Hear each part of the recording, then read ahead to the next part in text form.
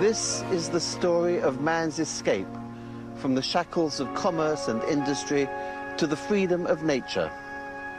At a time when the world was becoming increasingly mechanized, the Romantics sought an intense relationship with the natural world. In so doing, they would revolutionize our perception of life itself.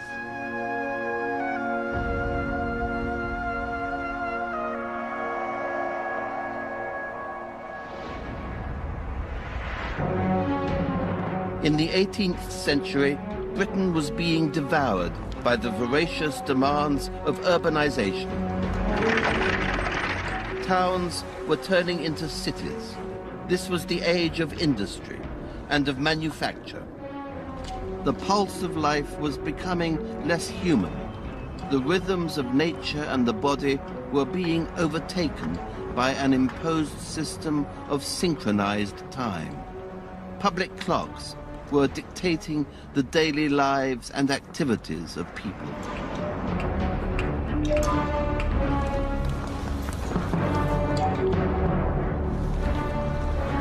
The cities were engulfing everything, like huge machines of trade, industry, and living. They were forcing order and discipline into the lives of their inhabitants. The home, the school, and the workplace were run according to clock time and in obedience to strict rules of human conduct.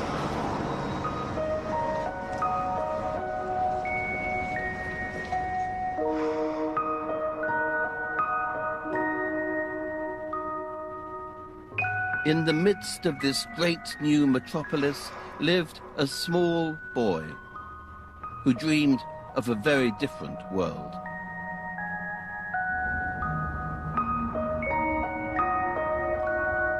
One day in July 1765, he walked from Soho in London to the fields of Peckham Rye, just beyond the city. Lying on the grass, staring up at the light filtering through the trees, he experienced a vision.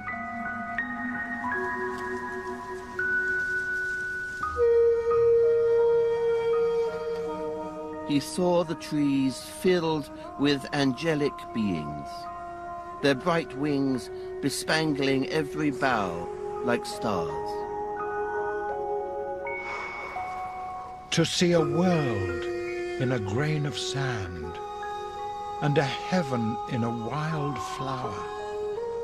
Hold infinity in the palm of your hand, and eternity in an hour. The boy's name was William Blake. Throughout his life, he never forgot his childhood vision. He always believed that it was a glimpse of an eternal world, far from the horrors of the city. The Romantics believed that spontaneous childhood visions were the source of adult inspiration. A child allowed to play and dream would become an imaginative adult. But childhood itself was being destroyed by the industrial age.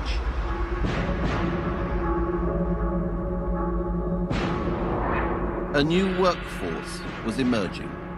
Boys of between 4 and 7 were sold into labor by their parents and sent to clean the city's chimneys. Many suffocated, and most became deformed. William Blake was touched by the wretched lives of these children. He began to write simple rhymes that expressed the yearning for their redemption.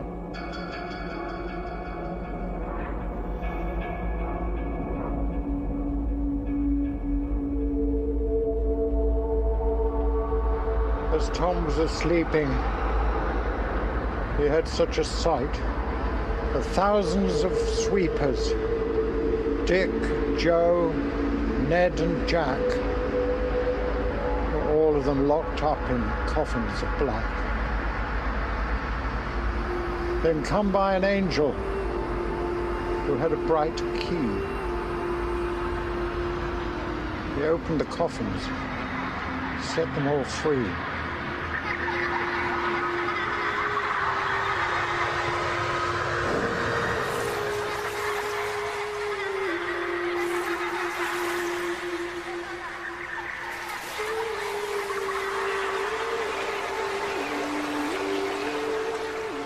Then down a green plain, leaping, laughing, they run.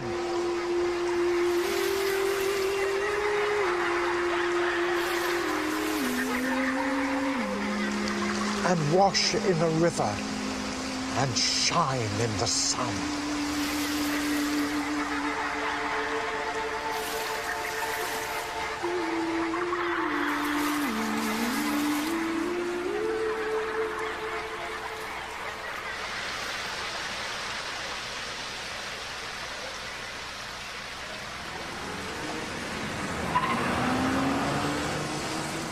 Blake's short rhymes about children became a collection of illuminated poems entitled Songs of Innocence. They were inspired by the childhood years he spent with his young brother, Robert. Sound the flute, now is mute, birds delight, day and night.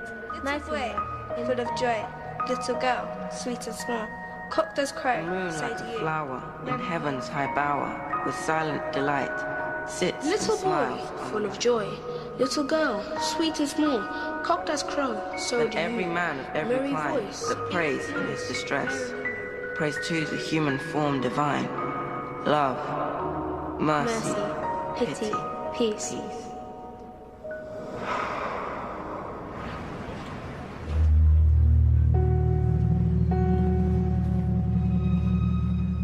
But in February 1787, Blake's own innocence was shattered when Robert was struck by an illness.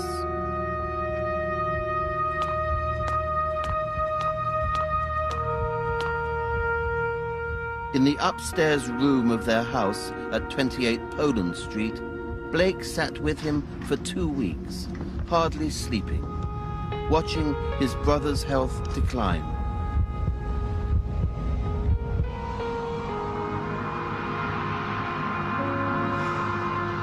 At the last solemn moment of Robert's life, Blake saw his spirit rise from his body and ascend through the ceiling. Blake recollected that the spirit had been clapping its hands for joy. It was one of many visions of infinity that Blake would have throughout his life.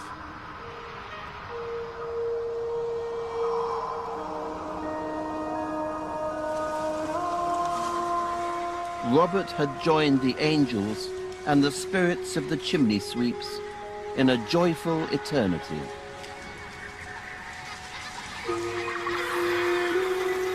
But Blake himself would be obliged to find joy in the human world.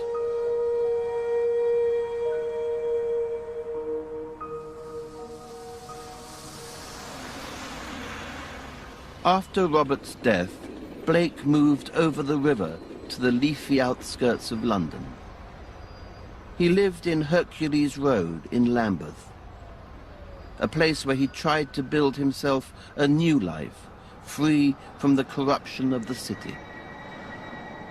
But one morning, he looked from his window and was horrified.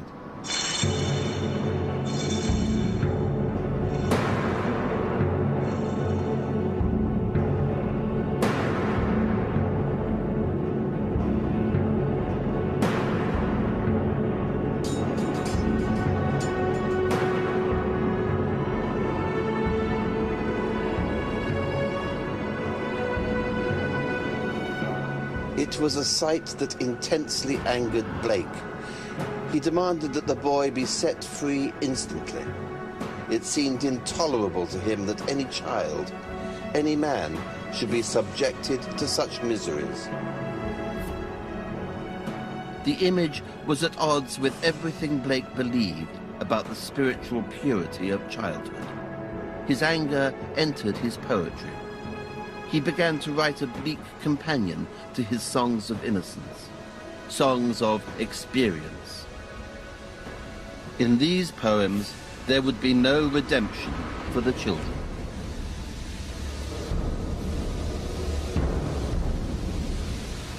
The weeping child could not be heard. The weeping parents wept in vain. They'd stripped into his little shirt and bound him in an iron chain, and burned him in a holy place where many had been burned before. The weeping parents wept in vain. Are such things done on Albion's shore? Blake feared for the future lives of England's children.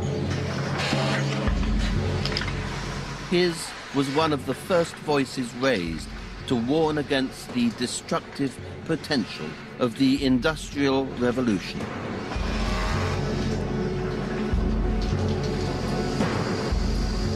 It turns that which is soul and life into a mill or machine. Blake foresaw a world where people would be engaged in endless toil, their lives disfigured by the laws of the factory and the industrial system. He imagined seeing the world through their eyes.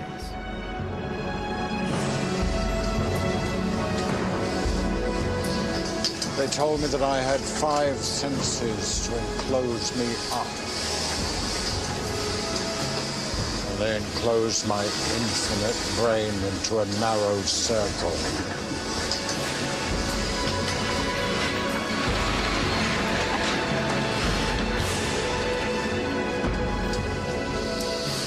One command, one joy, one desire, one curse, one weight, one measure,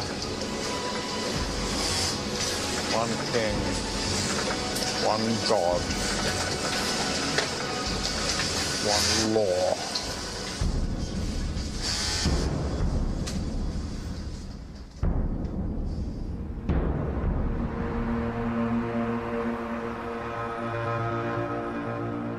Just a short walk from Blake's house in Lambeth by the Thames, where now stands an office building, stood Albion Mill.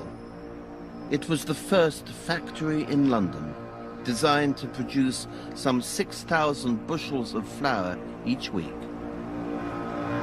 For Blake, the repetitive production lines of these huge new mills cast human identity into uniform molds, endlessly repeatable. Spirituality and imagination were denied or forgotten. Blake referred to Satan as the miller of eternity.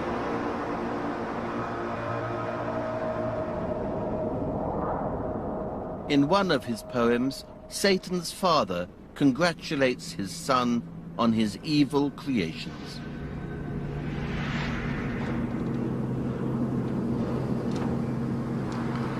O Satan, my youngest born, to mortals thy mills seem everything.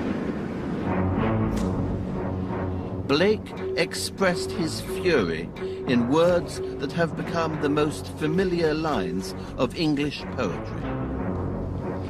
And did those feet in ancient time walk upon England's mountains green? And was the Holy Lamb of God on England's pleasant pastures seen?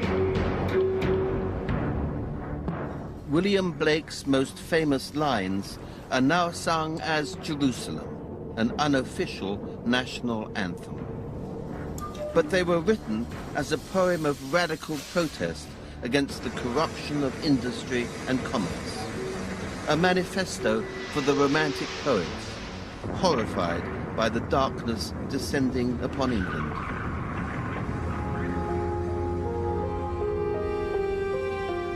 And did the countenance divine shine forth upon our clouded hills?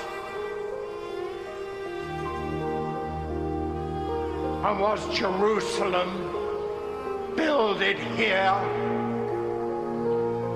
among these dark, satanic mills?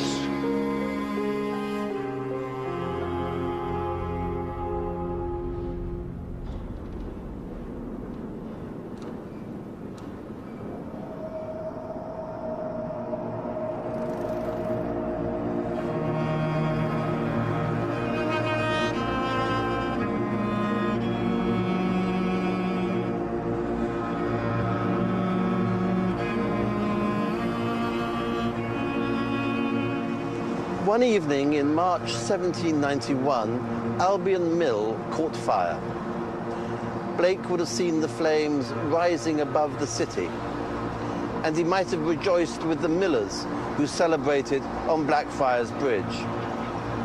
The factory was destroyed and remained a blackened and empty shell until its demolition in 1809. Blake passed it every time he walked into the city, a symbol of hope in an increasingly mechanized world.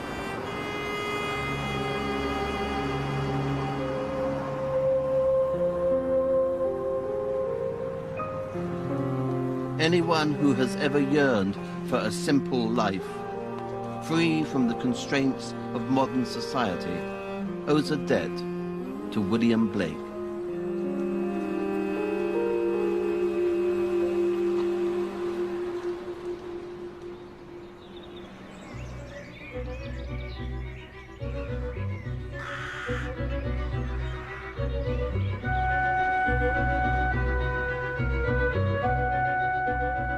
The work of William Blake was not well known to the other Romantic poets, but one of them reacted to the Industrial Revolution in the same way. He escaped the city in order to preserve the innocence of his child. One day, in the autumn of 1796, a young poet called Samuel Taylor Coleridge was rushing home from Birmingham to Bristol. He had received unexpected news of the premature birth of his son, and he wrote a poem about his feelings of anticipation. His instinctive emotions could be those of any modern father. Ah me, before the eternal sire I brought the unquiet silence of confused thought and shapeless feelings. My o'erwhelmed heart trembled, and vacant tears streamed down my face.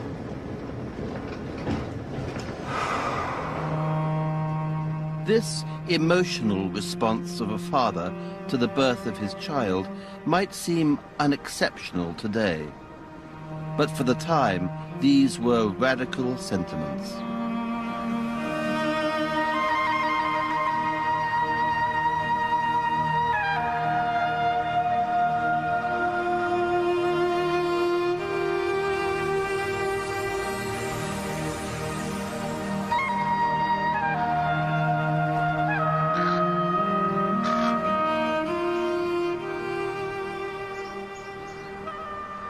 On becoming a parent, Coleridge's life completely changed. He gave up his job as a travelling preacher and moved away from the city to begin a rustic scheme of life here in the Quantock Hills. In doing so, he was to redefine the notion of parenthood and return the child to nature. I am anxious that my children should be bred up from the earliest infancy in the simplicity of peasants, their food, drink, and habits completely rustic. The time Coleridge spent here in Somerset was the happiest in his life. As a child, he was sent away to school in London and detested the experience. He wanted his son to be schooled by nature.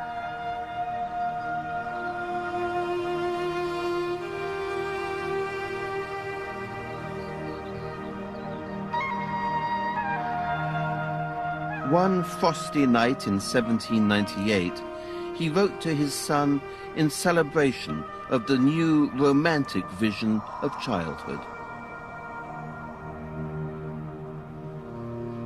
I was reared in the great city, pent mid cloisters dim. But thou, my babe, shalt wander like a breeze by lakes and sandy shores, beneath the crags of ancient mountains.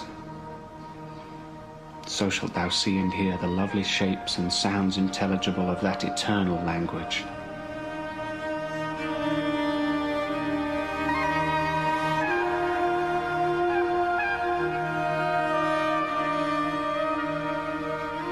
For the Romantic poets, childhood was inseparable from nature. They believed that our earliest lives are the source of our humanity.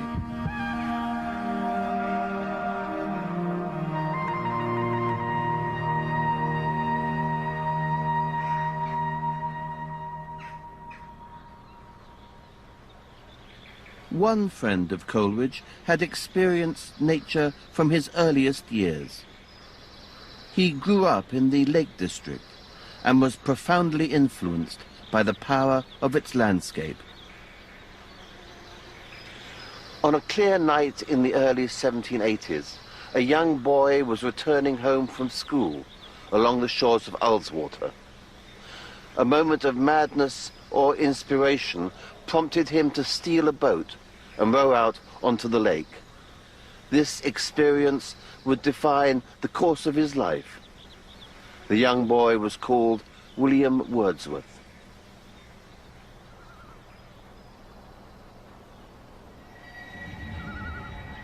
Years later, the memory of this childhood experience was an inspiration for one of his greatest poems. I dipped my oar into the silent lake, and as I rose upon the stroke, my boat went heaving through the water like a swan.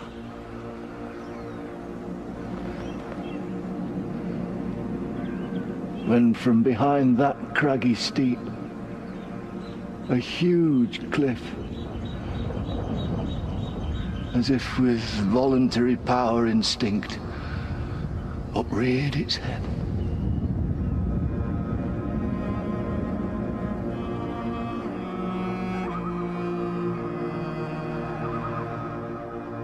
The Lake District was the place where Wordsworth always felt most at home.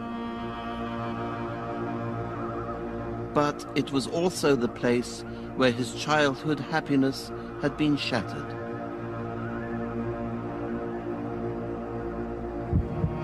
His mother died when he was only 7, and his beloved sister Dorothy had been sent away to live with relatives.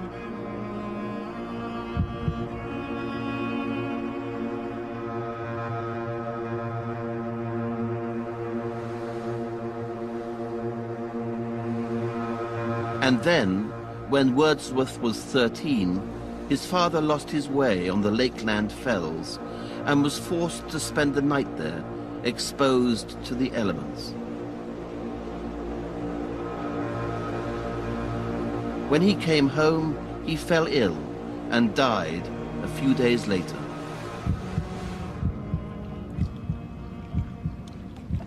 As the young Wordsworth sat alone in the boat on Ullswater, he too was at the mercy of nature.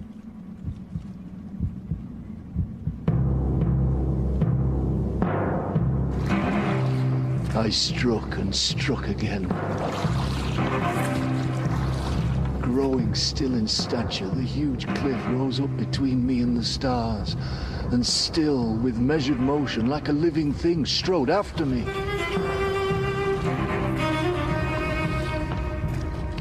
With trembling hands, I turned, and through the silent water, stole my way back to the cavern of the willow tree.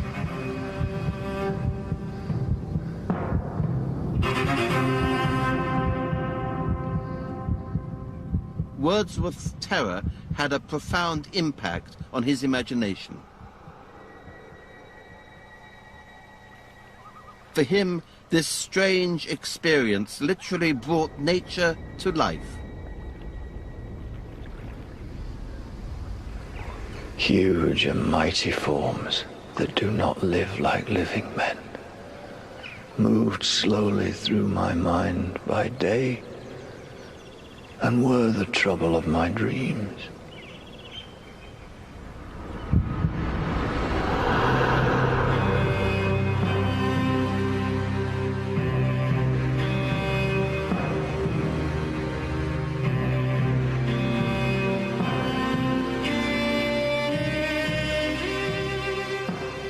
In the absence of parents, Wordsworth was being educated by the natural forces all around him. At the age of 20, he traveled to the Alps.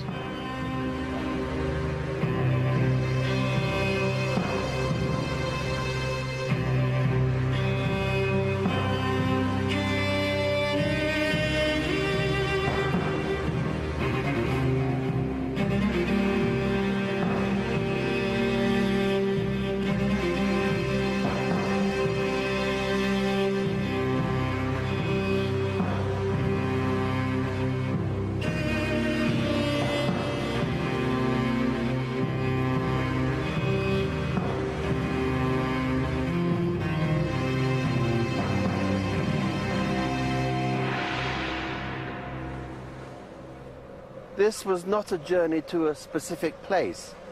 This expedition had quite a different goal. Instead, Wordsworth was searching for an emotion. His youthful imagination craved solitude, danger, an overwhelming experience. By the standards of his time, his was a strange and even incomprehensible journey.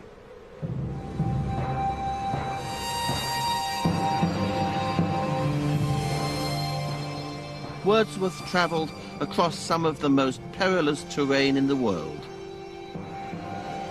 One slip might have brought destruction. But he felt alive.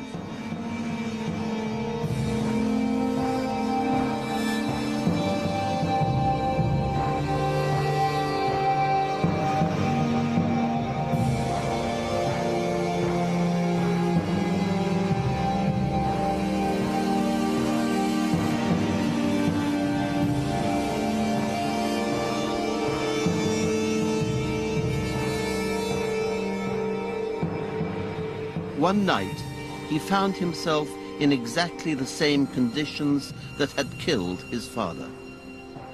But for Wordsworth, the experience of being trapped in the mountains in the dark was also one of awe and pleasure. The cry of unknown birds, the mountains, more by darkness visible and their own size than any outward light. The breathless wilderness of clouds, the clock that told with unintelligible voice the widely parted hours, the noise of streams, and sometimes rustling motions nigh at hand, which did not leave us free from personal fear.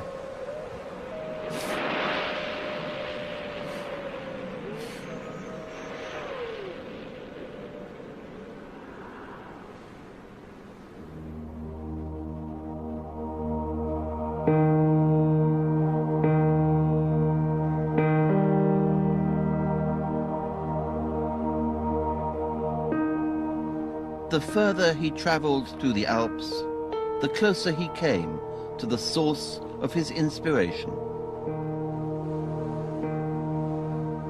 Throughout the journey, he wrote letters to his sister.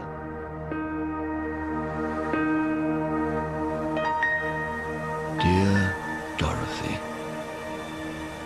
my spirits have been kept in a perpetual hurry of delight by the almost uninterrupted succession of beautiful objects which have passed before my eyes. The immeasurable height of woods decaying, never to be decayed. The stationary blasts of waterfalls, and everywhere along the hollow rent, winds, thwarting winds, bewildered and forlorn. The torrents shooting from the clear blue sky.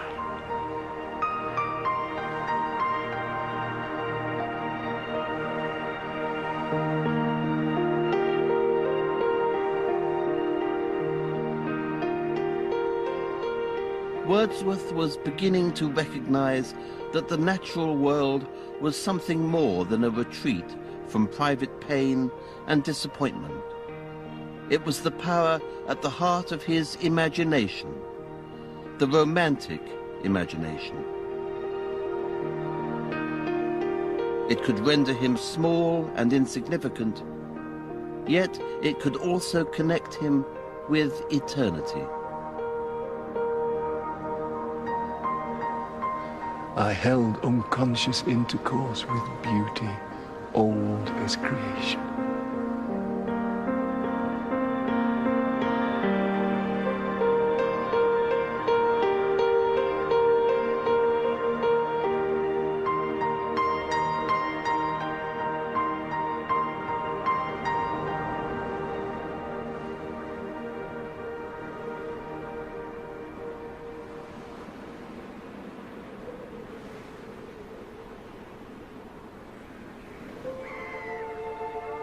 When Wordsworth returned to England, he was reunited with his sister Dorothy. They were rarely ever separated again.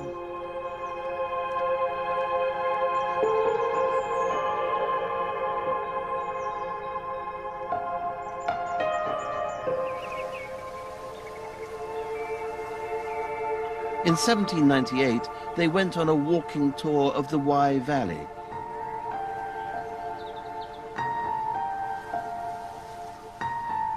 There, they visited Tintern Abbey. For Wordsworth, the Abbey was a reminder of a more harmonious, pre-industrial past.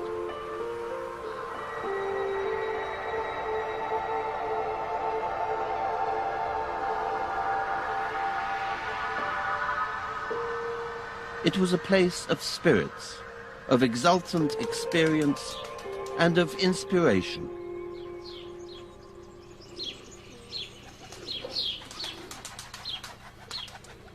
The Abbey, consumed by nature, was a powerful romantic metaphor. Nature was ultimately greater than man.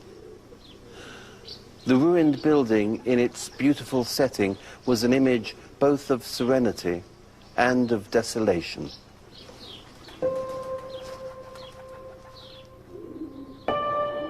The Romantics were half in love with ruins. They were the symbols of ancient time, forgotten and decayed, that cast their shadows over the new mechanical world of the Industrial Revolution. For Wordsworth, this was a moment out of time. It allowed him to look back upon the course of his life and grasp the evolution of his relationship with nature. The sounding cataract haunted me like a passion. The tall rock, the mountain, and the deep and gloomy wood, their colours and their forms, to me were then an appetite, a feeling, and a love.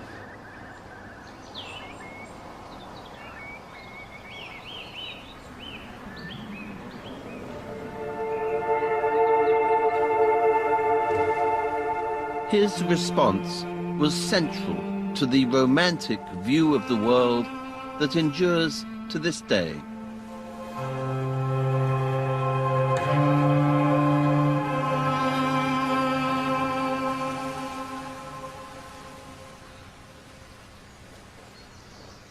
I have learned to look on nature, not as in the hour of thoughtless youth, but hearing oftentimes the still, sad music of humanity.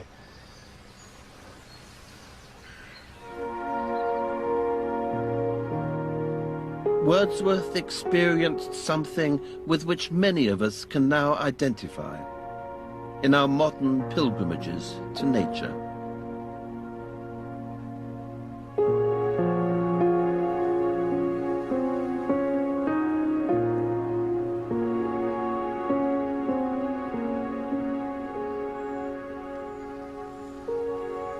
I have felt a presence that disturbs me with the joy of elevated thoughts, a sense sublime of something far more deeply interfused, whose dwelling is the light of setting suns.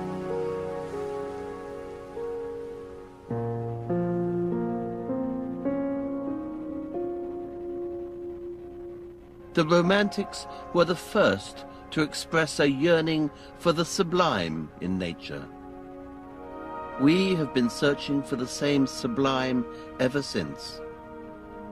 The way we relish a sunset is a learned experience, one we learned from the Romantics.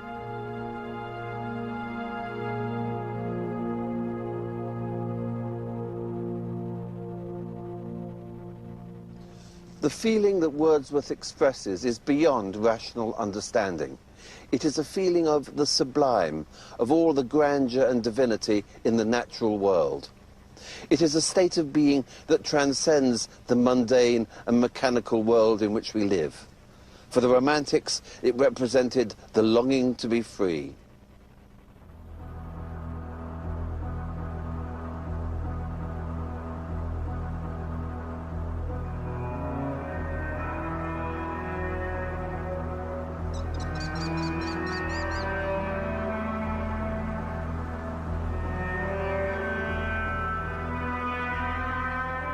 But the sublime was more than just the beauty of a sunset.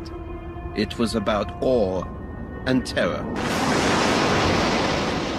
The natural world was a dangerous place, without convention, society, or God. The sublime is man lost in the immensity of nature.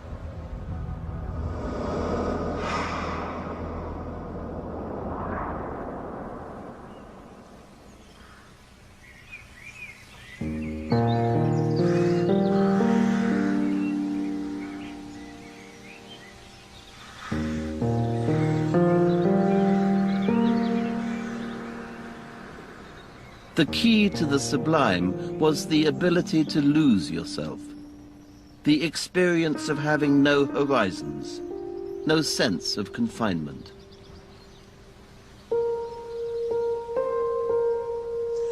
On a summer's day at the turn of the 19th century, a young boy named John Clare set out from the Northamptonshire village of Helpstone to walk to the end of the world.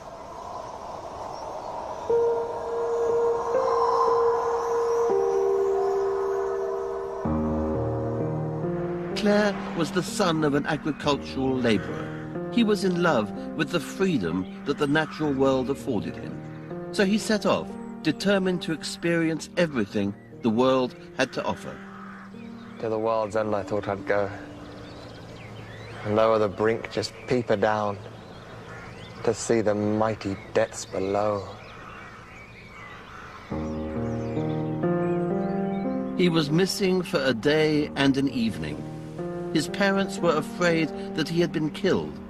The whole village began the search for him. But the boy was oblivious, as if entranced by his own dreams of freedom.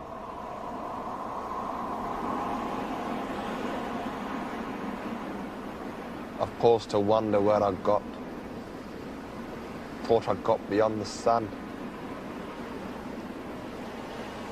Seemed to rise another way. The very world's end seemed near. So back I turned for very fear. With eager haste and wonder struck, pursued as by a dreaded spell,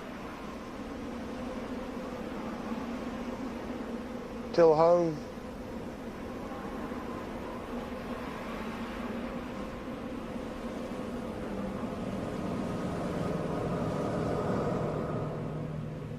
Clare grew up to be a poet. This village and the countryside around it were his inspiration. He lived here, and from the age of 13 worked in the Bluebell Inn next door.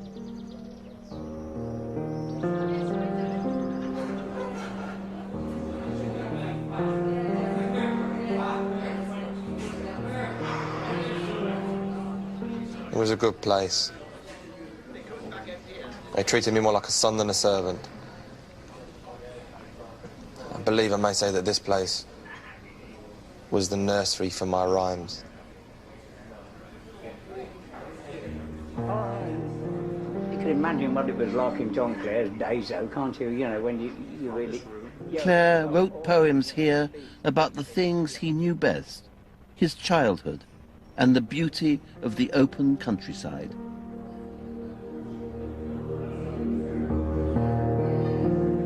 The landscape stretching view that opens wide with dribbling brooks and rivers wider floods, and hills and vales and darksome lowering woods, with grains of varied hues and grasses pied.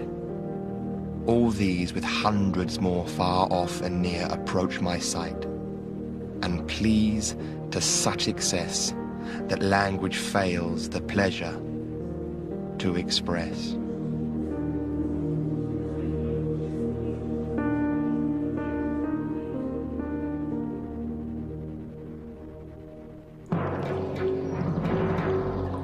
But the countryside he knew and loved was about to be transformed.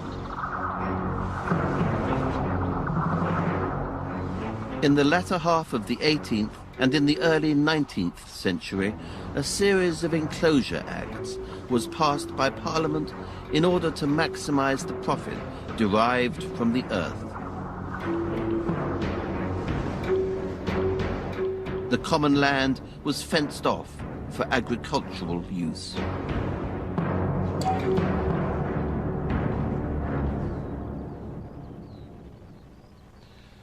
The English countryside was being exploited for the sake of ever-expanding commerce.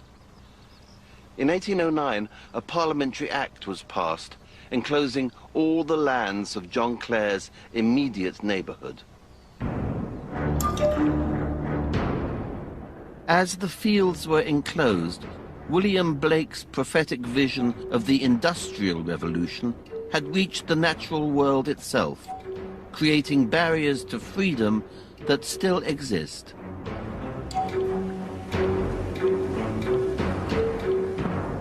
John Clare could no longer wander to the ends of the earth. He found himself confined in the very place that he had once felt most free. And it sent him spiraling into madness. Crossbury Way and the old round Oaks narrow lane, with its hollow trees like pulpits I shall never see again. Enclosure like a Bonaparte, let not a thing remain. It levelled every bush and tree and levelled every hill, and hung the moles for traitors, though the brook is running still. It runs a naked brook, cold and chill.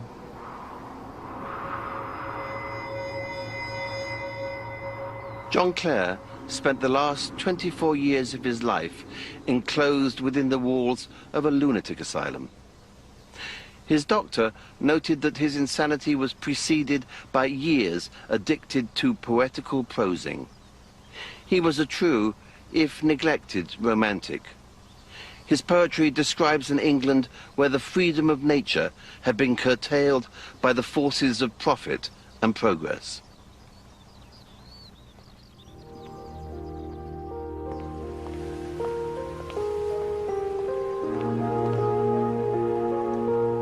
With the Enclosure Acts, freedom and the ability to experience the true power of nature seemed to have been all but eliminated.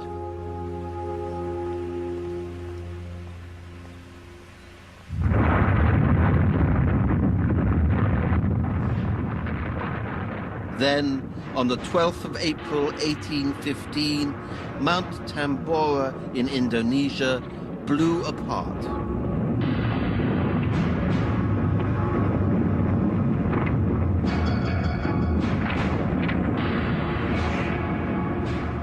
This was the most powerful volcanic eruption in recorded history. Beauty and wrath combined.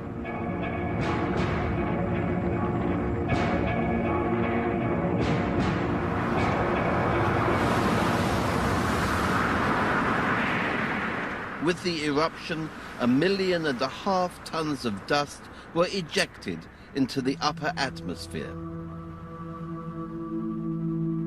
the vegetation on nearby islands perished, and 92,000 people would die as a direct consequence. Tambora's volcanic cloud lowered global temperatures by as much as 3 degrees centigrade.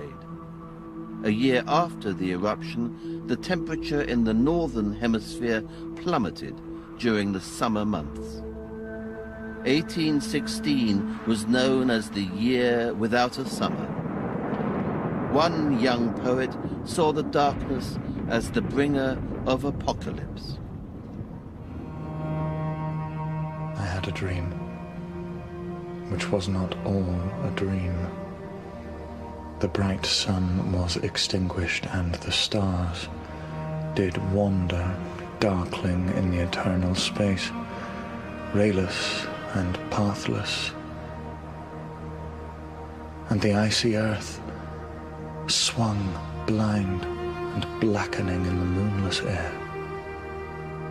Morn came and went, and came and brought no day, and men forgot their passions in the dread of this, their desolation. The world was void.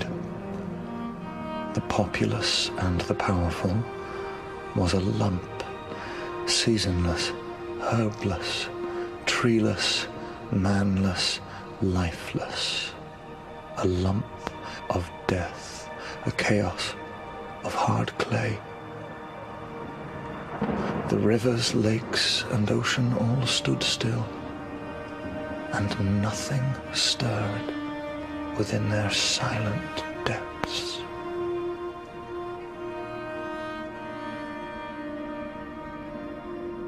With the explosion of Tambora, it was as if nature had retaliated against all those who had tried to tame, predict, or influence it. The Industrial Revolution and the remorseless advance of science and technology that accompanied it were brought into question. The year without a summer was to change the course of art and of science. The fear of darkness, the fear of nature going awry, aroused a new generation of young romantic poets. Their work presented awful visions of the natural world and would condemn those who believed that they could control nature. This new generation of romantics would meet at the home of Lord Byron, the Villa Diodati, on the Swiss side of Lake Geneva. These poets were rebelling against the earlier generation of romantics who seemed to have become conservative and reactionary. Byron even referred to Wordsworth as Turdsworth and called his poetry puerile and namby-pamby. I must think less wildly. I have thought too long and darkly till my brain became a whirling gulf of fantasy and flame. During that dark summer at the Villa Diodati, the thunderstorms were the only source of natural light. The guests rarely left the house.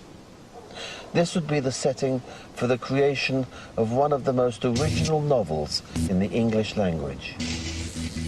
Among Byron's guests was a young woman named Mary Wollstonecraft Godwin, lover of his friend, the poet Percy Bysshe Shelley.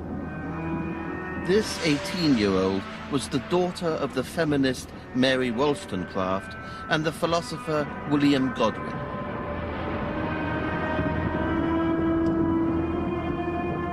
Throughout her life, she had been surrounded by intellectuals and radical ideas.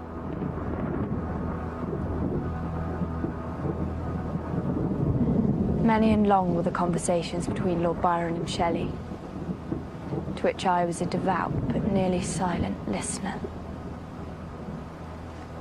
They talked of the principles of life, or whether there was any probability of its ever being discovered. Perhaps a corpse would be reanimated. Perhaps the component parts of a creature might be manufactured, brought together, and endured with vital warmth. When Mary went to bed that night, she could not sleep. As a young girl, she had heard tales of experiments with electricity.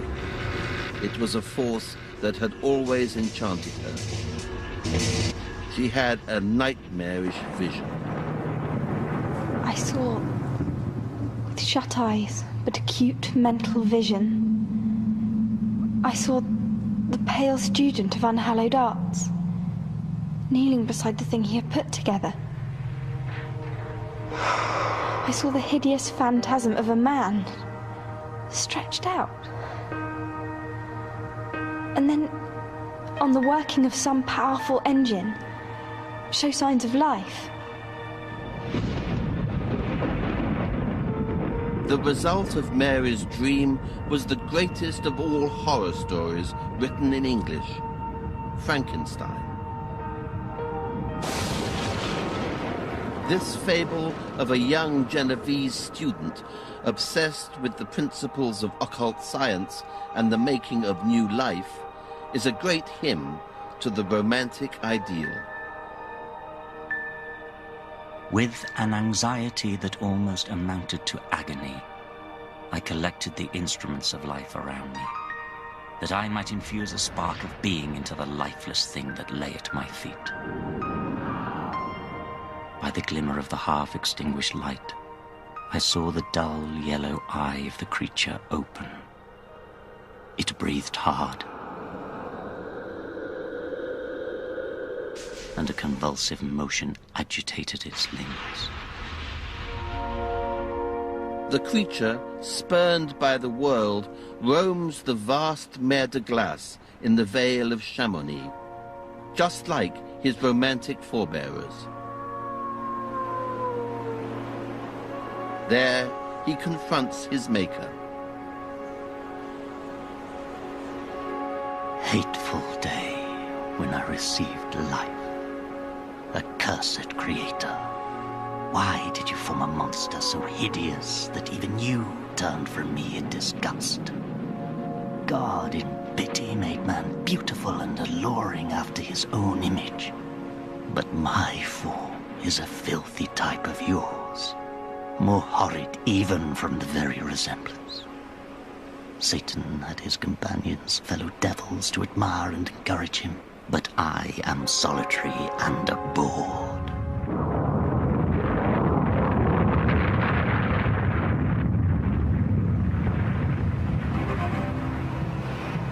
Frankenstein is a prophecy that science might be misused by those who wish to alter or tamper with nature.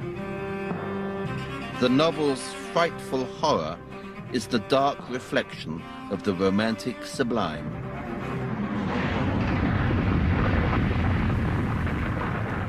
Its message was simple, yet powerful. Respect and revere nature, for it has the power to destroy you. Science alone is not enough. It is a warning many people are repeating to this day.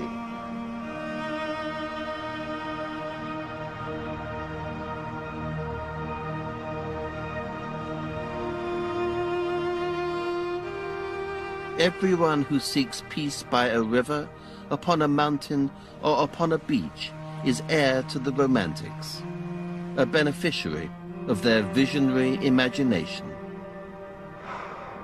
Anyone who looks upon nature and thinks about man's place within it owes a profound debt to the romantics. For when they looked at nature, they were also looking into their souls. Man himself contained all the terrors and secrets of the sublime.